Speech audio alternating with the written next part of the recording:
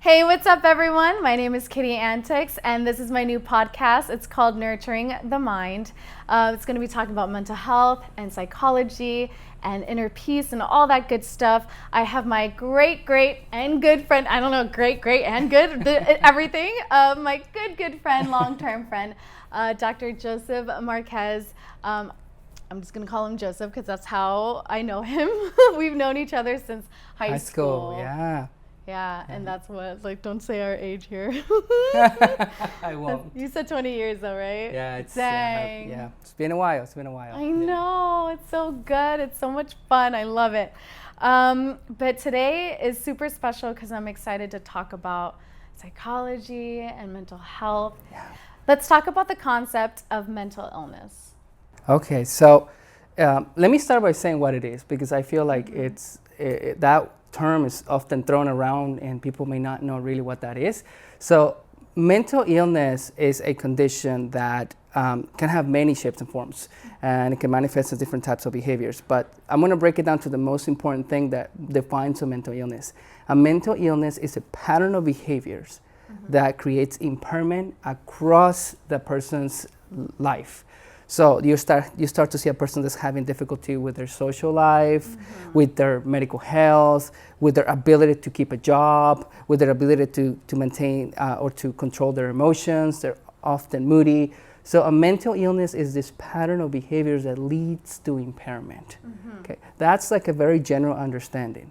Yes, There's a lot of people that talk badly about going to therapy and that, oh, you have a mental illness, oh my God, and stuff like that. It's like, can you educate us more on why it's not bad to go to therapy and mental illness isn't something that stops you in your entire life? Like, you know, it's just something that you need to recognize within yourself and be better, I guess. Yeah, and actually I appreciate your question, because there's actually a term for that you're talking about, and that's called stigma. The idea of stigma in mental health is a big problem that we have as a society.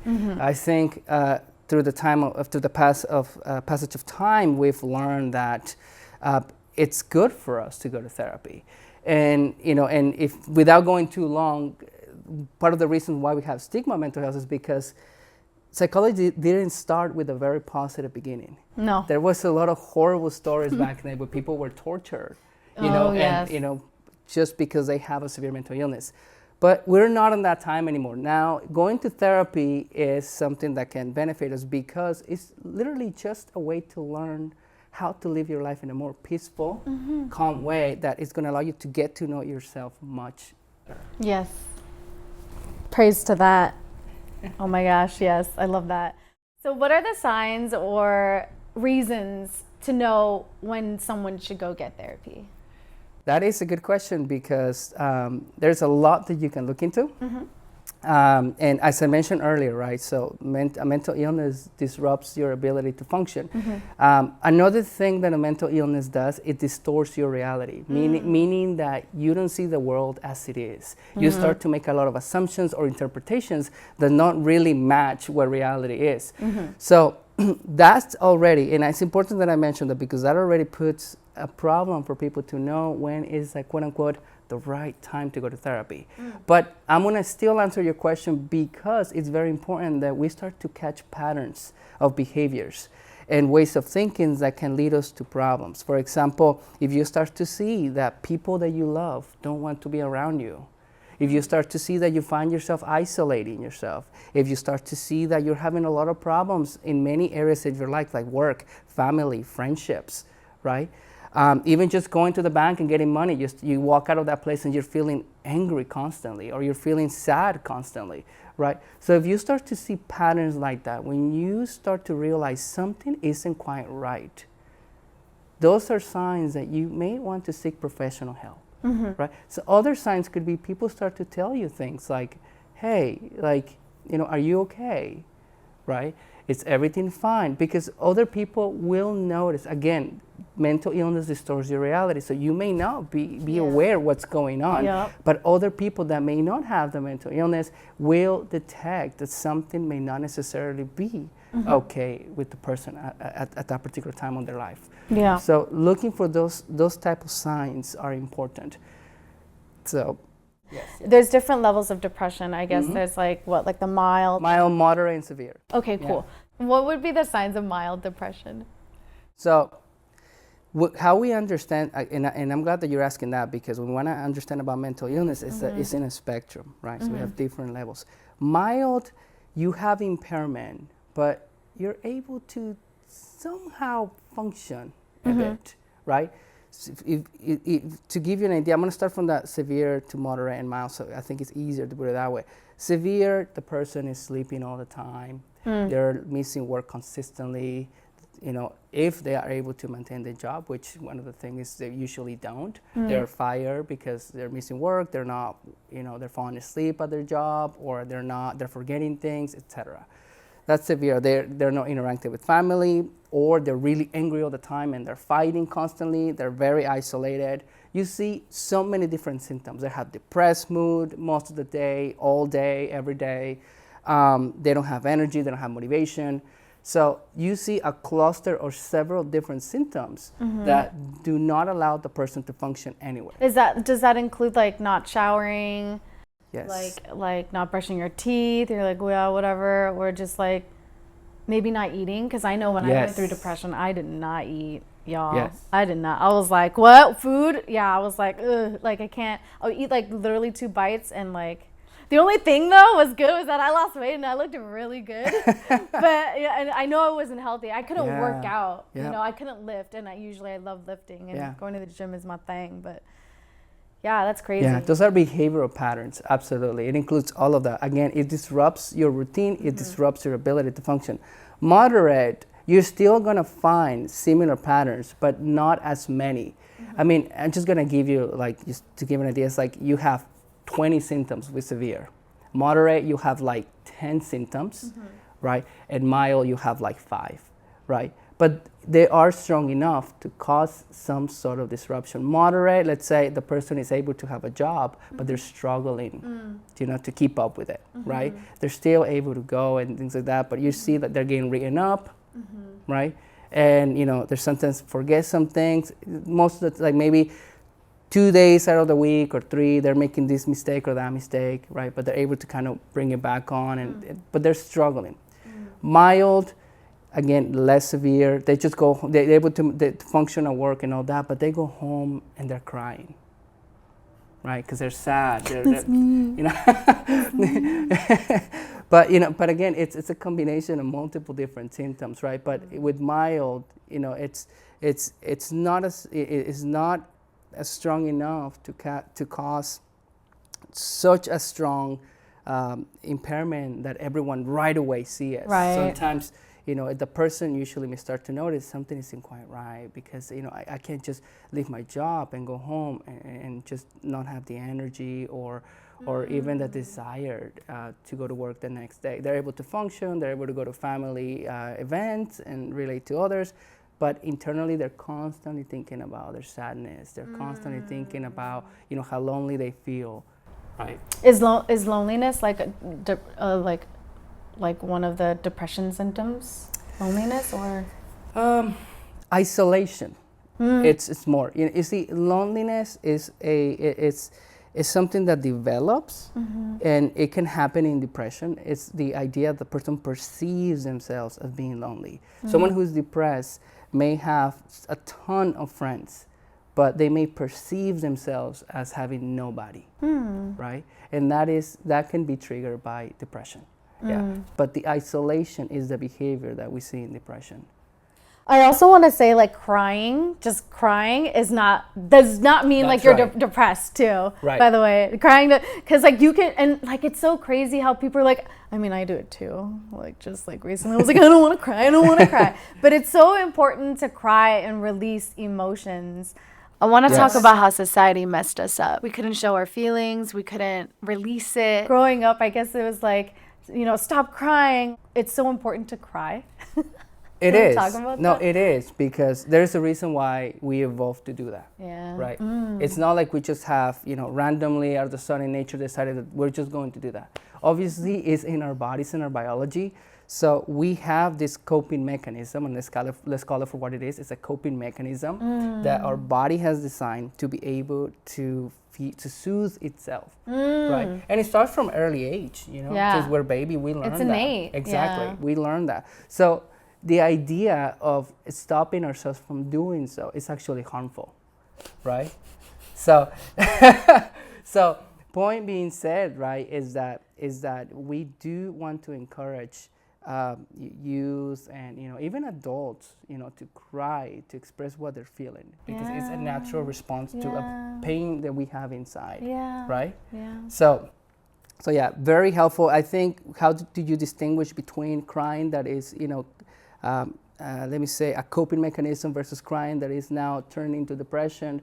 It's the consistency and the severity of it. You had a bad day, it's okay to cry it out, because life is not as easy as we're always told. There's so many stresses, we go through so much, and yet we're still expected to function. Yo. So it's okay to go home and cry.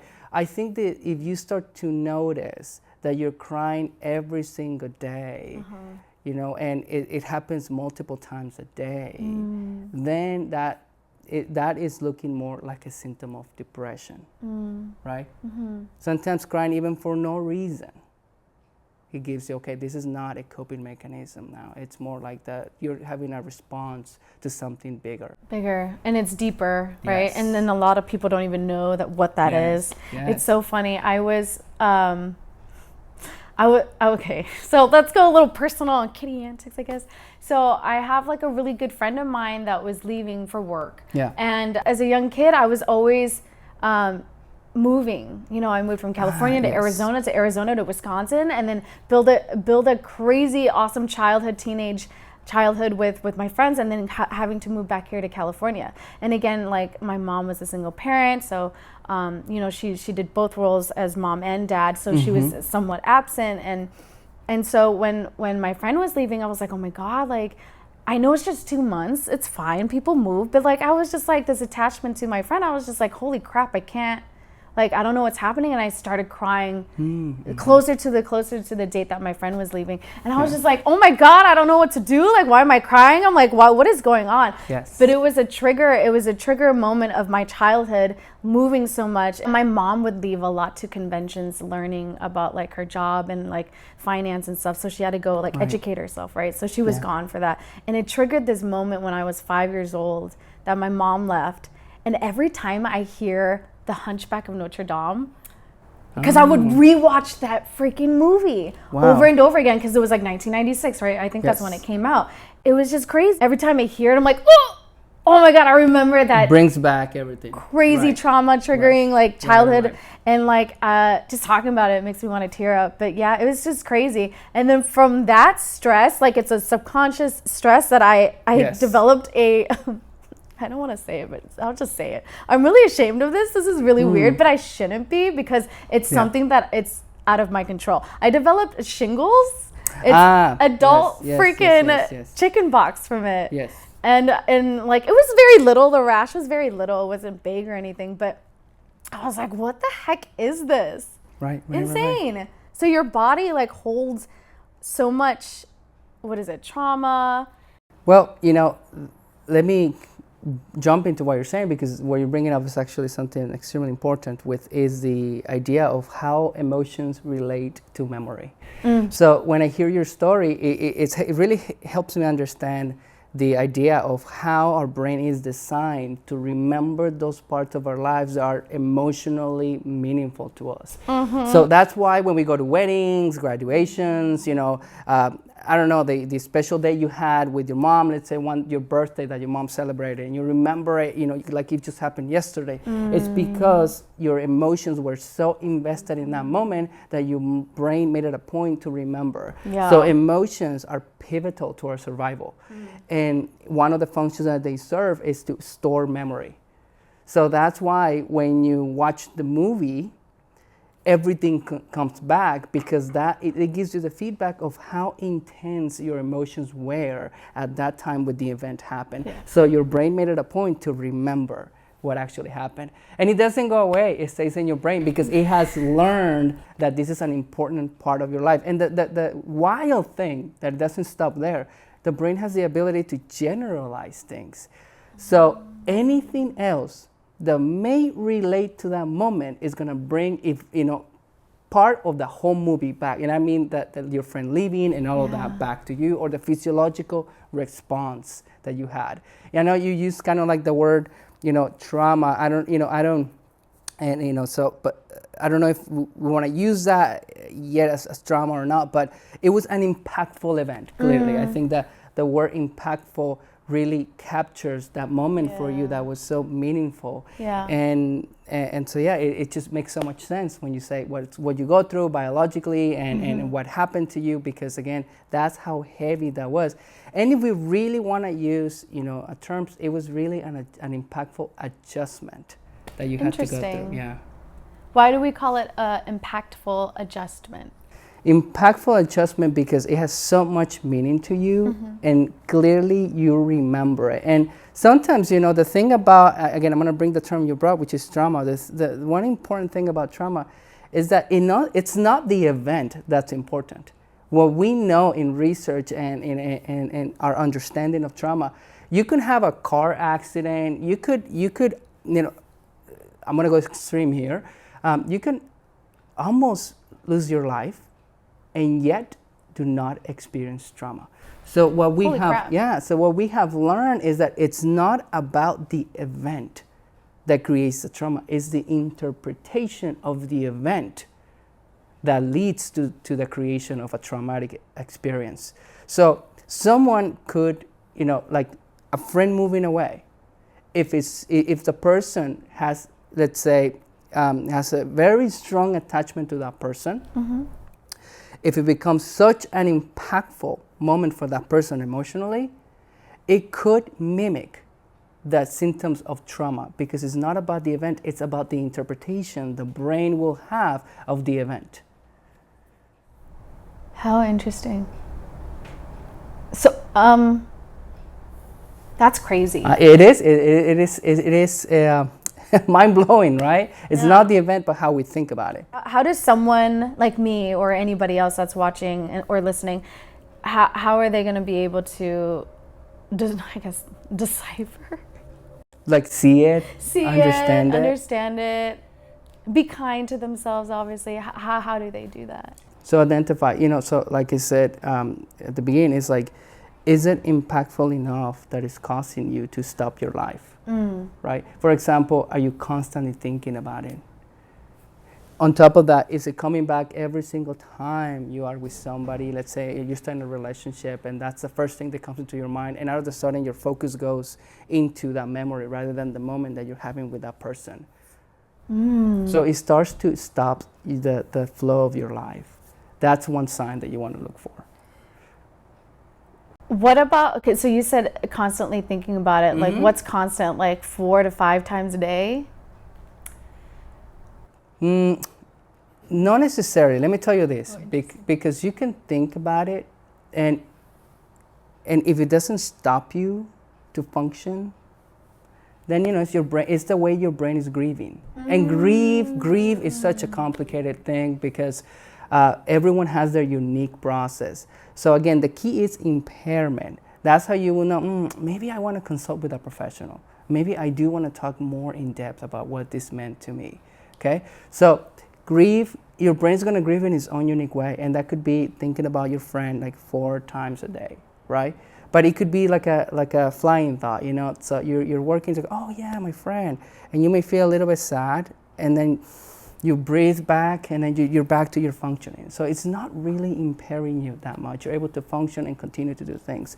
Now, you remember your friend, and your whole day is just kind of like, I can't do this. Then that sounds a little bit more, problematic. Now, 1 day is fine, 2 days is fine. Now it starts to happen quite often in your week. Then that's where you want to say, maybe I do want to get help with a professional. I love that. Love that. All right.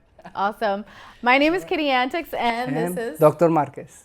I love it. I love it. Give me a hug. Aw, this is awesome. Our first podcast together I know. for psychology and mental health. Be sure to check us out more, and you'll see his handle here, somewhere here. Bye, everyone.